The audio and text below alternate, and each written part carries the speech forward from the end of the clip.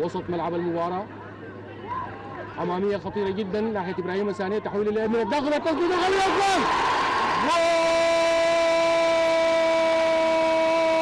هلالي أول من لاعب ليس غريبا على الشباك، ليس غريبا على تعذيب الحراس، لاعب هداف مع المنتخب مع الهلال في كل الأحوال، يعرف طريقه للشباك، تحشغه وتذوب فيه عشقا جماهير الهلال.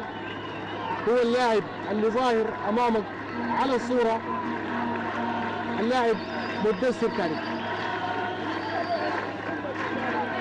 أول أهداف اللقاء، أول أهداف المباراة على الدقيقة 12 من الانطلاقة، ولاحظ التسديدة والتصويبة على يسار الحارس محمد كمال.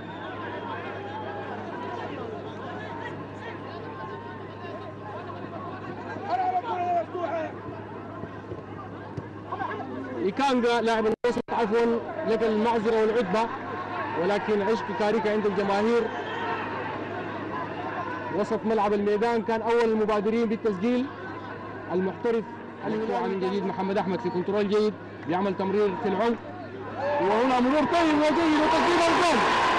يا سلام يا سلام على لاعب فنان، يا سلام على الكنترول على المرور.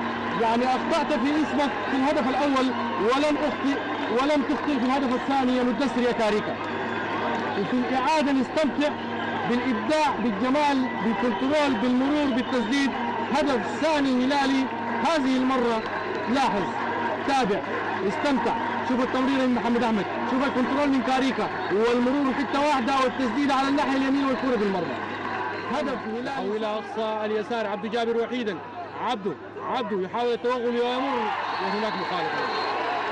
المخالفة موجودة على أحمد هاشم جدو، مرة وعبر عبده جابر، ولكن تعرض للمخالفة من أحمد هاشم جدو، والبطاقة الصفراء تخرج في هذه الأثناء. إذن مخالفة، هل تكون ركلة جزاء أم أن الحكم يقول أنها خارج المنطقة؟ عموما المدرب عبد المنعم تيا وأمير حسون لتهدئة الخواطر داخل الملعب.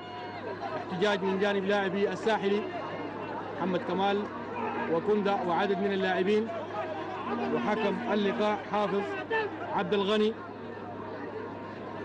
أتمنى أنه اللقاء يستمر كما كان بصورة طيبة وجيدة.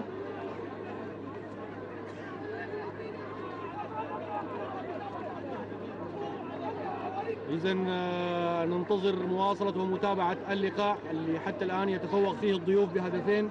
لاحظ هنا في الإعادة مرور عبد جابر، والعرقلة أعتقد أنها كانت خارج المنطقة أم ركلة جزاء. ماذا يقول حكم اللقاء؟ كانت على خط التماس، لكن حكم اللقاء يقول أنها ركلة جزاء. ومن سينفذ؟ إبراهيم سانيه.